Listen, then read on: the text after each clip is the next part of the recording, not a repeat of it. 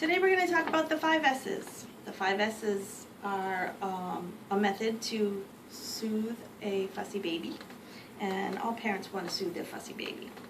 So we keep it simple. There's 5 easy steps.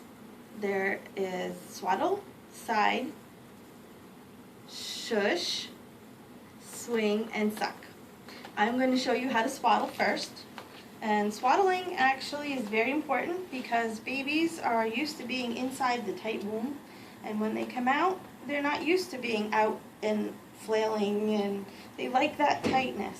So what we do is we make this nice, this is not a real baby because hospital policy would not let me. So you want to fold down your blanket in a nice big blanket. This one's a little small for this big doll, and this thing is rolling. Let's fix that. Okay, so you want to fold it down quite a bit actually, and support your baby. You want the neck right at the fold. This baby in this situation is not crying, but you would see a very big difference in a crying baby how this works. So you want the arms down. You can do both arms at the same time or one. I like to do both because it kind of gives them a little extra. If it's across their chest, it's fine too. Legs, just a little tuck. They like to move their legs, so we let them do that. And then if this is a little tie right here, you just do halfway, and then if this was a much bigger blanket, it would be much more effective.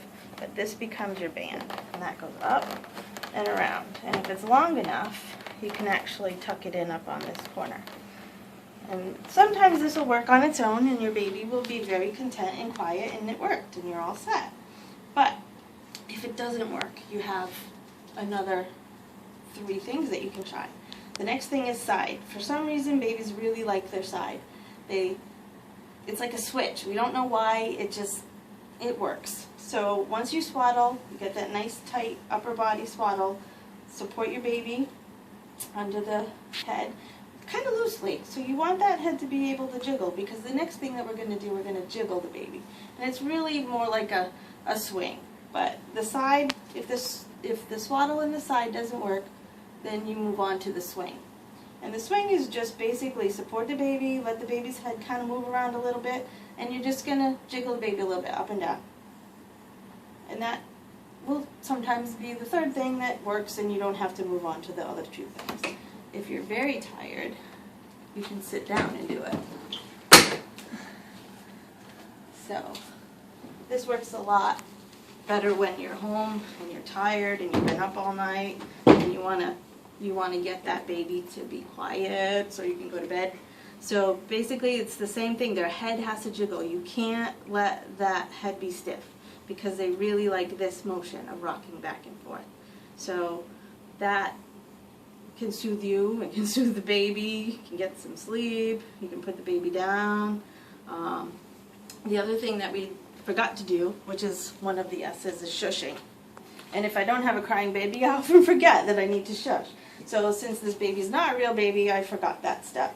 But if this baby was crying, the louder you shush in the ear, the louder they're crying, the louder you shush in their ear. So what you do is you just get really close to the baby and you just shh. And it looks funny and it feels funny, but it actually works really well because the baby is used to being inside the womb and hearing the sounds of the mother's inside organs and her heartbeat, and that works very well. The 5th thing is suck.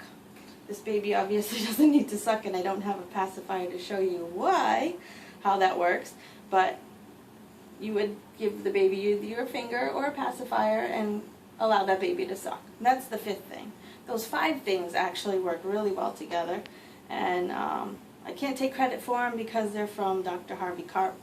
He's a pediatrician, and I really like all of his methods. I think that they're very effective.